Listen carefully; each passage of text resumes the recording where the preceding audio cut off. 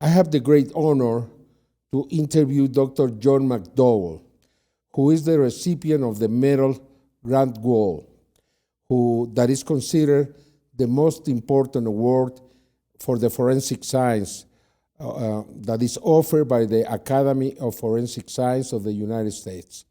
It's a great honor. He went with us to Lima to investigate the bodies of the so-called pterodactyl creatures that were found in Nazca in Peru. And I want to ask you, Doctor, after you went there, after you saw these bodies, what are your considerations? I wouldn't say conclusions because we are far from that, but your considerations at this moment with these bodies. Okay. First of all, Jaime, thank you for having me here today, and thank you for all of your efforts that you've put on behalf of solving this, we'll call it a mystery. So please know that I speak today from my own opinions, not the opinions of anyone else or any organization. So the considerations that we have going on right now, Dr. Caruso and Dr. Rodriguez and I spent about 7 hours examining these, shall we call them entities, bodies, tridactyl bodies. And from what we found, we believe that there is enough information that we were able to view and collect that further investigations are necessary to determine exactly what these are, whether they're indeed a different species or if they are some kind of manipulation of human bodies. But what you saw is enough to consider this interesting? Oh, very interesting. Yes, indeed. The scans that we have seen, also the fluoroscopy and the computed tomography give us more information, but we need more sophisticated tests. One of the things that I would strongly recommend is to take genetic information, DNA, from the hands and the feet of these tridactyl bodies, and then compare it to the rest of the body to determine if they are the exact same DNA. There were some people in Peru that were claiming that these bodies were fakes. Did you find that they were fakes? Not at this point. They're real. We can touch them, we can feel them, we can examine them. Our examinations are somewhat limited by the positions that the bodies have come into through the mummification process.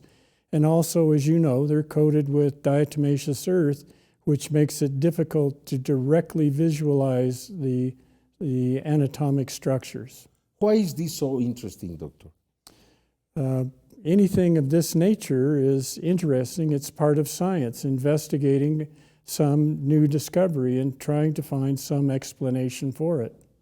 Could this be one of the biggest mysteries in the forensic science in the world right now? Well, it certainly could be, yes. You say that we have to continue. Where would you suggest that investigation should be done? Anywhere where adequate facilities, sophisticated facilities are available to do further analyses. Now, if they're available in Peru and they meet the forensic standards that we as forensic scientists are used to, then it could be done in Peru, or it could be done in Mexico, or it could be done in the United States or some other location that has the facilities and the personnel who have the technical ability to do the analyses. What if they cannot done in Peru? Then ideally, if with the permission of the Peruvian government and the Ministry of Culture, then to have them taken outside the country of Peru. It means that the government, the Ministry of Culture of Peru, have to allow this, because if they don't allow this, there is no university, institution, yourself, who would touch these creatures. That's correct, Jaime. We want to abide by all international laws. There are laws specific to this, and perhaps my son Josh is a lawyer can explain in more detail. But we want to respect not only the culture of Peru, but we also want to respect the laws of Peru.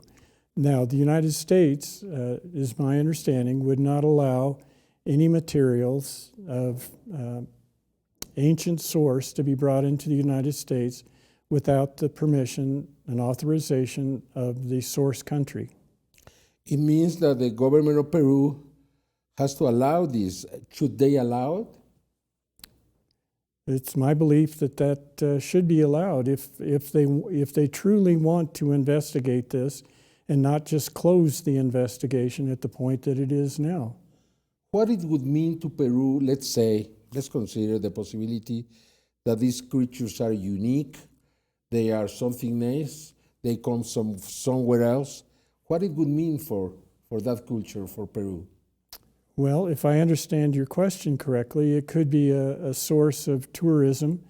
It could also be a source of something that is unique to the country of Peru, that, to my knowledge, something like this has not been seen elsewhere. There are genetic anomalies that manifest themselves as anatomic anomalies that are seen in other parts of the world, but I personally have not heard or read about or seen as many tridactyl bodies as what is available in Peru. What would you obtain when you look closely to these bodies? What would be the main purpose of that investigation? Well, we'd like to see the anatomy of the bodies in more detail, and that would require removing the diatomaceous earth so that the bones could actually be viewed directly, either macroscopically or microscopically, meaning direct visualization, just like you and I are talking today, or doing microscopic examination as well as any biochemical analysis that could be done. Is it necessary to preserve these bodies because it seems that they are degrading since they were taken out from the caves? Oh yes, it's very important that the biologic evidence be preserved.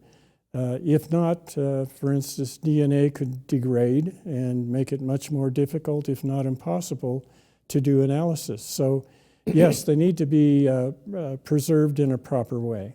It means that has to be soon. I would think sooner is better than later. Could they be destroyed then if we don't do anything? Well, potentially yes. Material could be destroyed. This could become dust because if they are 1,000, 2,000 years old and we interrupt the process where they were being preserved with this diatomea earth, now they are not protected, let's say. Yes, they're not in the environment they were extracted from. So perhaps it certainly is possible that degradation could start and accelerate. How a body can be preserved, Doctor? I'd leave it to other people to describe that, but usually it means keeping it in a cool, dark place so that it mimics the environment that the bodies were recovered from. Do you need special chambers for that? It could be, yes. Because, well, the idea if this is true, and we are away from knowing if this is true. But if this is true, if they can build a museum, it needs to be considered to build special places to preserve the bodies. I would think that would be the appropriate way to do it. Light and heat are known to degrade biological materials.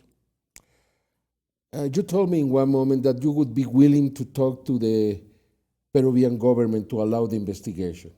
Yes, I think I would speak with any reasonable person who has the authority to authorize studies that need to be done on these bodies. Yes. And somehow, let them know the necessity to take these bodies to the proper facilities where everything can be done.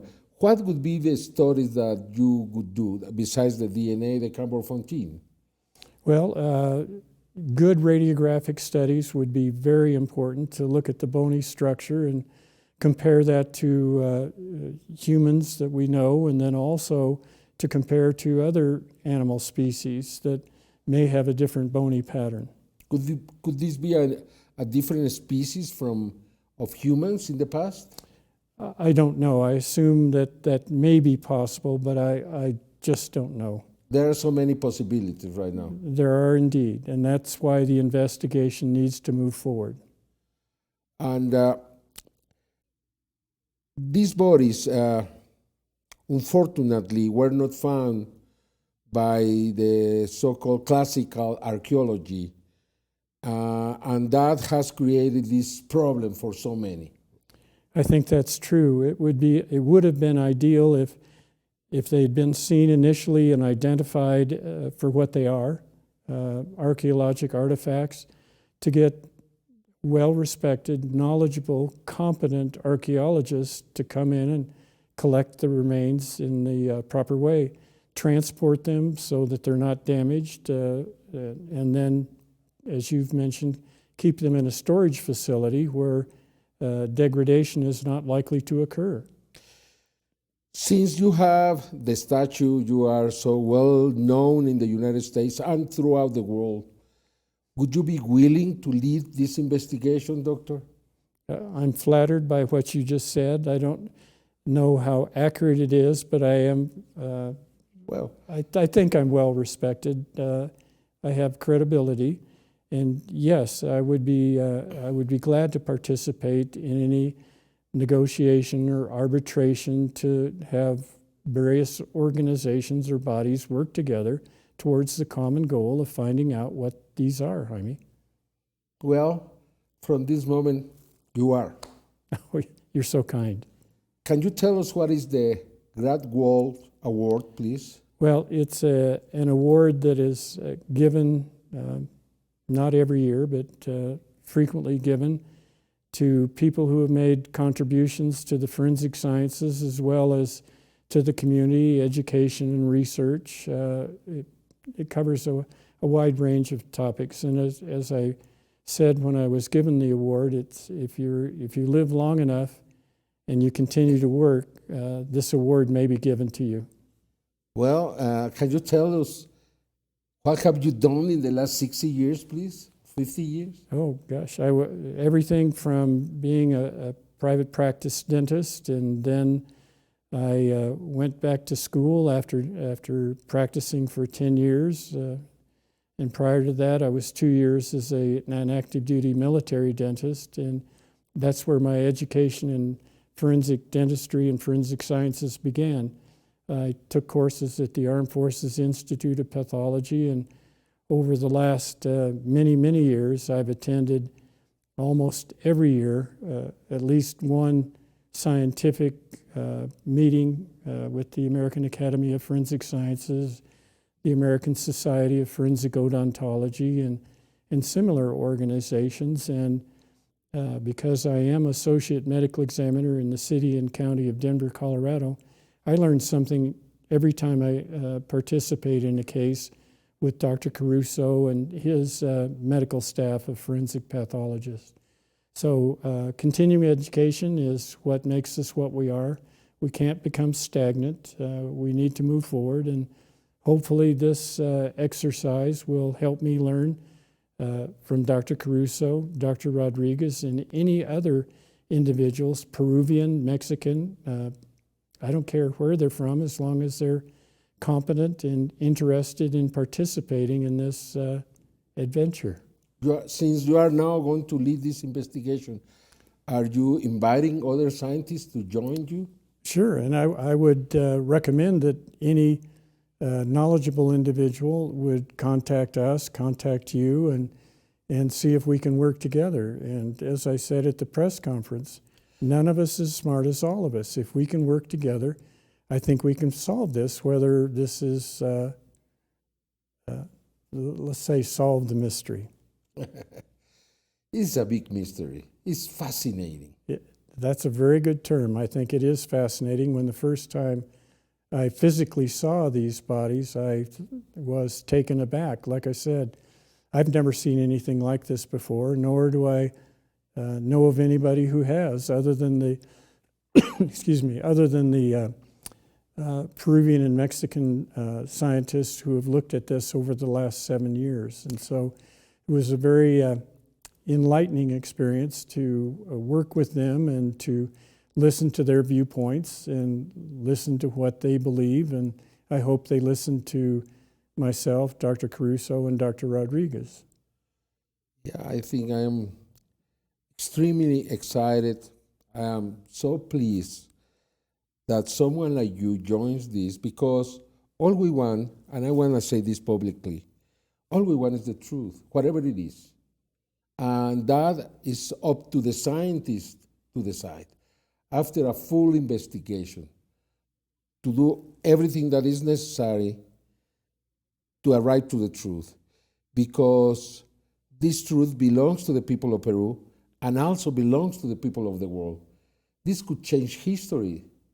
Would you agree with that? Potentially it could. And let me make it clear also, Jaime, to those who are listening or watching to this interview, that at no point did you ever try to influence me or Dr. Caruso or Dr. Rodriguez. You said, fine, get your findings, see what comes of it, and just let it be known, and not obfuscate or conceal any information, just let it out there to be peer-reviewed. I think that is, again, at the press conference, we talked about that. It needs to be peer-reviewed and have other people take a look, whether it's an osteologist, more anthropologist, archaeologist, forensic pathologist, and people like myself, a forensic dentist, who can look at the dental patterns and the facial structures of these entities. And I think that that'll be very, very valuable. Were you not paid in any way? No, I have received no compensation, nor has Dr. Caruso or Dr. Rodriguez. We are volunteering our services to do this because we find it very interesting. It's important not to be paid to do something like this. I think it to be unbiased. If, for instance, you were to compensate us in any way, I think there may be the potential that could bias towards your position, whatever that may be. But your position is find the truth. That's all, Doctor. And I am enjoying so much, and having someone like you makes a big difference to all of us. Thank you very much, Doctor. And thank you. Extraordinaria entrevista, entre extraordinarias palabras. Yo espero que ustedes las consideren. Extraordinary interview, extraordinary words. Now, Dr. John McDowell is going to lead this investigation. It's out of my hands. I will help in any way he wants me to, but that is all. Now it's in the hands of the scientists to decide if this is a true finding or what it is, whatever it is. Probably even the truth is going to be bigger than we thought. We don't know. Because it would be fascinating, Doctor, and let me finish with this, to know how these creatures live, what they were buried there, why the Peruvian inhabitants of this area in Nazca took them to this cave. I mean, it's so many questions. Why this pregnant woman was holding the baby like this, how she died. There are so many things to find. I think it's incredible, fascinating, and to know if these people were very knowledgeable, sorry for the word, but they knew more than the others to do whatever they had to. And I think that that's a valuable piece of the history, to have historians and archaeologists participate in this evaluation and see if they can determine through evaluation of other artifacts that may have been collected with these bodies. And there are skilled professionals who are knowledgeable on how to do that. I am not, but there are people. Yeah, there is a story to be found. There is indeed, and as you mentioned, people can reach out and say that I have this area of expertise, particularly if you're working with someone who is knowledgeable in the history and the culture of Peru. That's why, in my opinion, the people of Peru should have the opportunity to find out what this is. And everybody else. Yes, and then go on to anybody else who has an open mind and is inquisitive and wants to find out the truth as you describe it. It's important to have an open mind. Oh, indeed. If you don't have an open mind, you're not moving forward. You're retrogressing. And to have an open mind is what science is all about. If we took some of the positions that were held in the past with the universe rotating around, or the solar system rotating around the Earth, which is false, and through people having an open mind and being inquisitive and looking at the scientific basis to say that no, we rotate around the sun. However, the truth is sometimes very difficult to find. Sometimes it upsets other individuals who have a static viewpoint and won't listen to anything else.